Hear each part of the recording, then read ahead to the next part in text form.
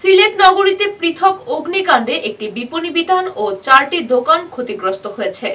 সোমবার দিবাগত রাতে নগরীর জিন্দা বাজার ও কাজীর বাজারে অগ্নিকাণ্ডের দুটি ঘটনা ঘটে। ফায়ার সার্ভিস সূত্রে জানা যায়, সোমবার রাত 8টার দিকে নগরীর জিন্দা বাজারস্থ আলহামরা শপিং সিটির নিচতলায় একটি গোডাউনে আগুন লাগে। কিছুক্ষণের মধ্যে বহুতল বিপণী বিতানটি ধোঁয়াচ্ছন্ন হয়ে পড়ে।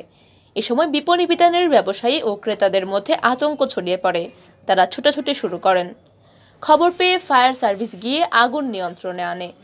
বিপণী বিতানটির বিদ্যুতের সাবস্টেশনে গোলযোগের কারণে অগ্নিকাণ্ডের ঘটনা ঘটেছে বলে জানিয়েছেন ফায়ার সার্ভিসের সিলেটের senior station officer Belayet Hossain. অগ্নিকাণ্ডে ক্ষয়ক্ষতি সম্পর্কে বিস্তারিত পরে জানানো হবে বলে জানিয়েছেন তিনি। এদিকে সোমবার দিবাগত রাত 3:30টার দিকে নগরীর কাজীর বাজারে পুরনো কাগজের 4টি গোডাউনে আগুন লাগে।